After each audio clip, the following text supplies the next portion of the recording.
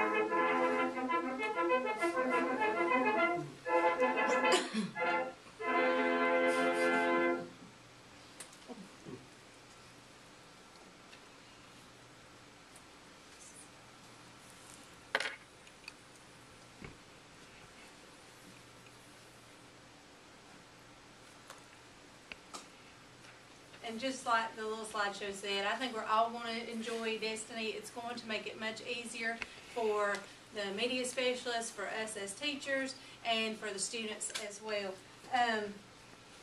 It does come as a basic program, and Ms. Burchett did put that in the notes that it was going to be $1,700. We've already purchased that. But next year, if we have extra money, it may be possible for us to order some of the add-ons that go with it. Some of the add-ons were like a textbook manager or a media manager, just some extra benefit items that we've got to look more into. But as you can see, on the little slideshow we had at the beginning, it showed all those computers, and it had the nice, neat little fun screen at the beginning. But as you can see, there's 5 different ways that you can search, and then you can narrow your search based on reading levels, interest levels, our reading programs that we have, formats, award-winning books, and then locations like across the county.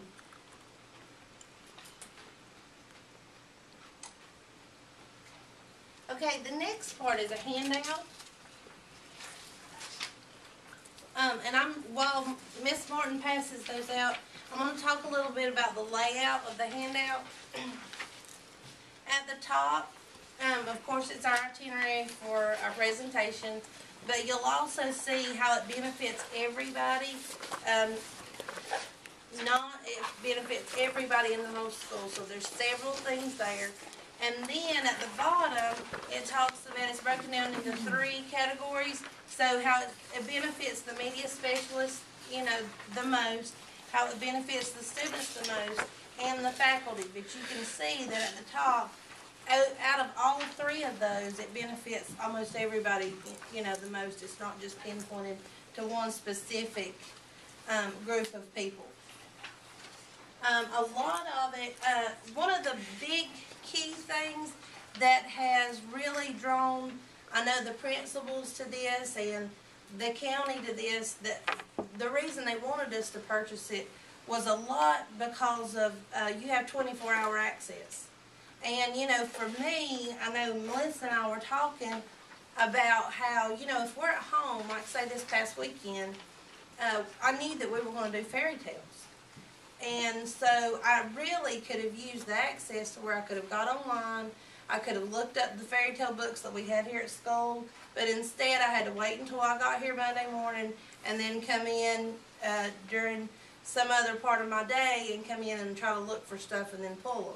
And it would have been so much easier if I could have just got online, as all of us do as we're working on stuff at home, and just got on then and been able to look for it. So that, to me and to Melissa, that was a really big draw as it was being presented to us too.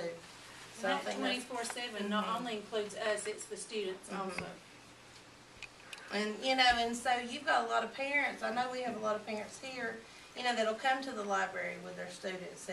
And when they do that, and, you know, they won't have to just come here, they can do it at home and just come and get what they need that they've already, you know, that they've already claimed. We won't put these books on hold.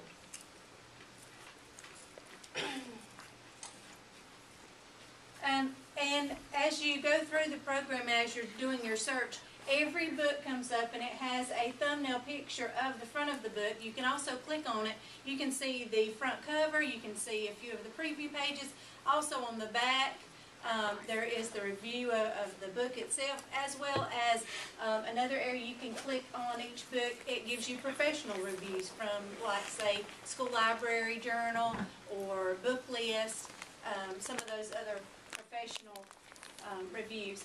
Also, the students and teachers are able to type in a review about a book. So, say one of the students read a book and she wants to write a review about that they liked this book or told what it was about, so they're able to put in their own input for others to read about what the book is about.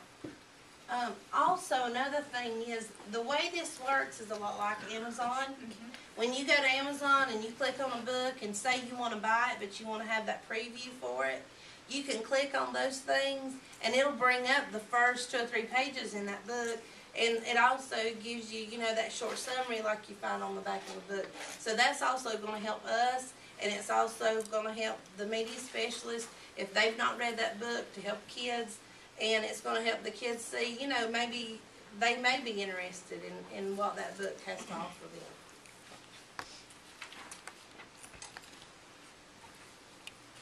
The diversity support, this will mainly pertain to our English language learners. And this is something, too, that we've talked about, how maybe we could get Maria Tilley involved with this portion of it, because it'll be available in Spanish. I know we have a lot of Hispanic kids here, and if you have those parents at home that are looking, you know, looking up things to try to help their kids, they're able to, you know, look at it in Spanish so that they can, you know, be able to read and help those kids. Other diversity support is meeting each student's needs. Whether it's their reading level, their interest level, the reading programs that we have, or their Lexile. Also with Destiny, I know that Ms. Burchett spoke and Ms. Parker did also, that some of our Lexile levels will change a slight bit, the range that they fall in, so that'll be something that we all need to keep in mind as we're looking at the books. So you're able to look for each individual student based on their needs.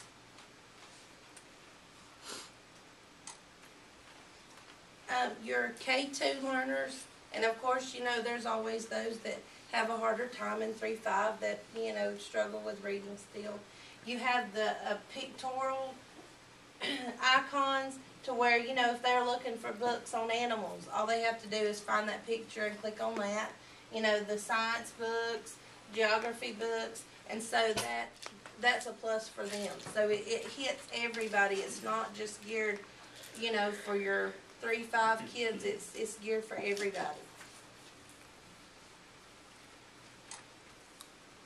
This is the home page, and this was what you see. This was the thing I think excited us most, as well as the rest of the SIT team, was just how kid-friendly and how much more exciting it is to see this rather than our just gray screen that we have now. It's kind of boring, dull, you know, some kids don't even know how to use it. And so we just thought this was really neat. Homepage lists the top 10 books that are circulated here, most popular. It also lists new arrivals to our library, so that's a good place for them to check out those. And it also provides a resource list, which is great for us because when we're collaborating with Ms. Parker and we want her to do a pre-research for us, then she can go out and she can find resources that we can use through web paths. She can upload them here, put them on here, and so that our kids will only have to go right there and click. So if they want to go to World Book Online, instead of having to type that in, Ms. Parker can already say, you know, I know third grade's coming in. They're going to be needing World Book Online. I can put it right here on their resource list. They can click right there. It'll come up automatically. Be much easier for our classes, and we won't be spending a lot of time, you know, typing in those URLs. That's also a benefit for teachers too, that we can collaborate with Ms. Parker on things that we know that we're doing, not just things that are in the library, but things that we're doing, and we can, you know, have that communication back and forth to say, you know, we're getting ready to do a unit, like for us in third grade, we're doing a unit on solar system, and so it may be that we, you know, you tell your librarian, look, we're doing a unit on solar system. Can you please, you know, find everything that we need for that, and it's already set up and ready to go for us just on those sites. And we said that was through WebPath, right?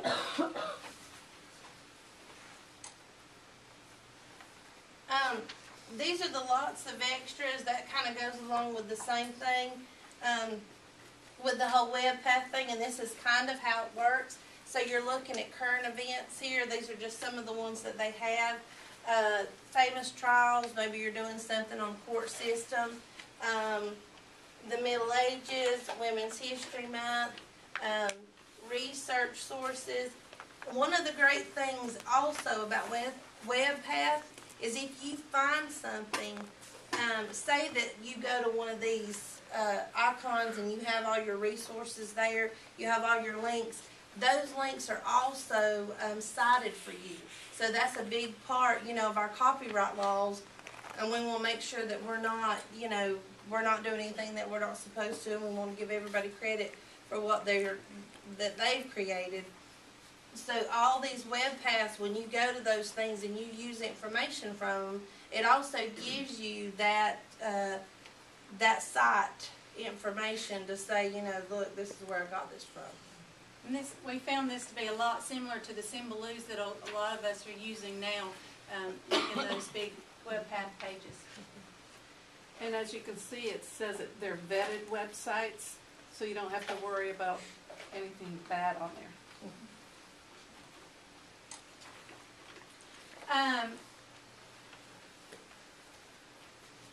Our future in Destiny is, you know, we're all excited. It's going to benefit all of us. But the biggest thing I think that we're all excited about is the fact that we can have ebooks there. And the ebooks can be viewed at home also. And so, you know, that's something our school also needs to build in our collection, is some more ebooks. I don't know if it comes with any, or if that all has to be from our collection. Ms. Burchett was hoping, because they had talked at one time, that we might be able to share other schools' ebooks, but I think that's been nipped in the bud and we won't be able to do that. So that may be something that, as we're doing our grants, that we might want to look into adding to our collection with some ebooks. I've had some emails from other librarians, and they said that we can share ebooks from different libraries, but the student can only, one person can only check it out at a time. So if you check it out from another library, that means other people can't check it out, but we can share the ebooks. Because, you know, the books are able to be read at home, and if they don't want to read them at home online, then they can be placed on hold so that they can come back in the next day and get their book. And I think even through the basic Destiny purchase, we also have access as a whole class. So whatever it is you check out, if it's available as an ebook, you could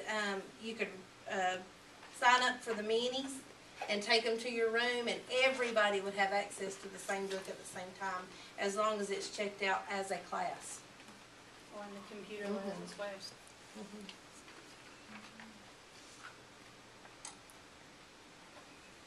And that concludes that part of the slide presentation. We do have one more a video that goes along with how to goes along with how it looks whenever you're searching for a book. It's a little bit longer, but it also shows you that home screen and how the students and even us will go through and check those, and search for those things, and it kind of shows you how to narrow it down and how you can do it by author and all those different things. So I think that's pretty neat to see. One other thing I think we forgot to stress is that also teachers can go in and make a recommendation list for your students. That can be as a class recommendation reading list, or it could be per individual student, a recommendation list. How much did we talk about the reviews? Because I think that's really important, that the students being able to write those reviews, even in,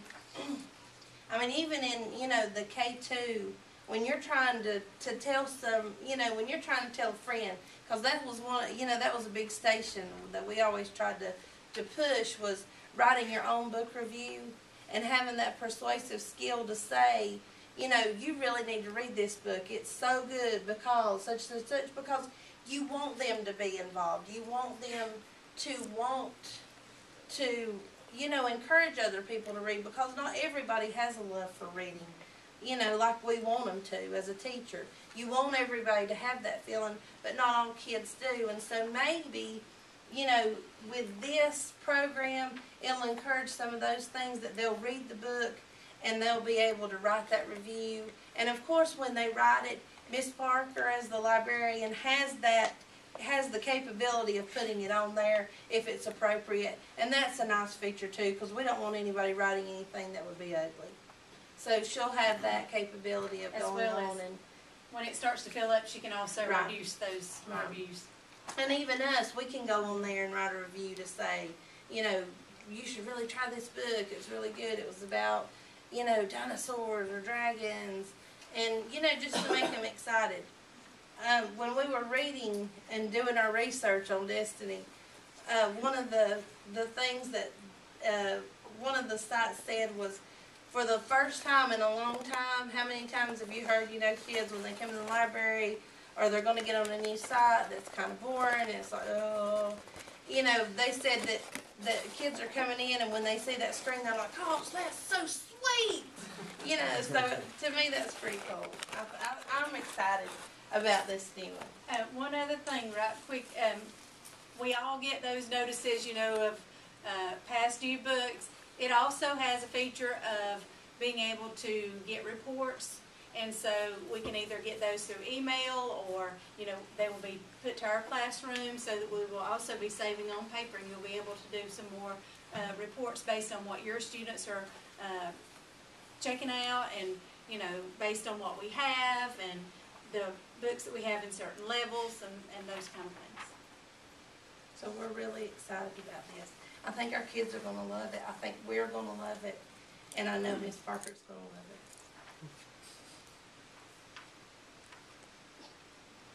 Let's talk about how to search on Destiny Quest.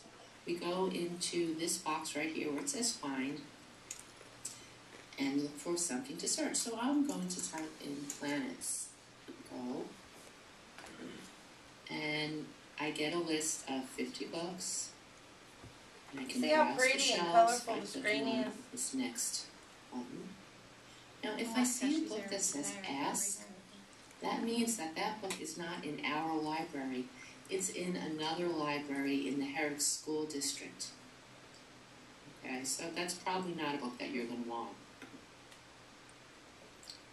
But if I'm interested in this book, I can click on it to get more information. It also even gives me a suggested list of other books that I might like. Let me go ahead and close that. Now another thing I can search for is websites. If I click on this globe, in a few seconds, a list of websites about planets are going to come up.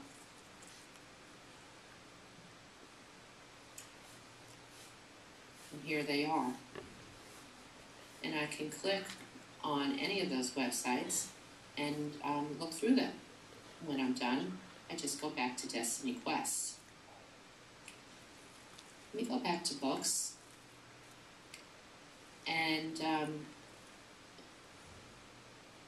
I can decide too. I can narrow my search and say, you know what? I only want books that are, let's say, no more than 55 pages. No, let's make it even lower. No more than 25 pages. And if I hit apply, look, my list got much smaller. Now I only have 5 books. If I want books that were only published since 2003, I can hit apply, and look, my list got even smaller. Once I'm done searching planets, I can just click that, click the little X, and I can do a new search. So I'm going to do an author search now. I'm going to put in Sharon Creech, an author that I like, and I'll get a list of all books by Sharon Creech. If I'm just looking for a book that's won some kind of award, I'm going to click on awards. This will narrow my search, hopefully. Oh, sorry. You know what? Let's click on most hits. Okay, let's look for literary prizes. And now 14 of her books have won some kind of award. I can also search by genre. I only want books by Sharon Creech that are for younger students. I'm going to click on juvenile fiction. And juvenile fiction really applies to elementary school, so that kind of narrowed that down a little bit for me. And if I click on language, it shows me that her books are in English. And let me take out juvenile fiction. Let me take out literary prizes. Let's see if there are any websites about Sharon Creech. And there is. Okay, so I could click on that and go to her website. Well, it's not actually her website. It's another website, but that has information on Sharon Creech. At this point, I'd like you to go ahead and stop the video and practice doing a search on Destiny Quest. There's something that she does to, after this this. video Of course, when you're we're done. not going to search because we don't have it yet. But she goes back One other in. little quick thing that I want to show you is right up here, just for fun, you can change the theme of Destiny Quest. I'll go ahead and change this to molten metal. It's just for fun. Isn't that neat? In our next little video, we Okay. are going to...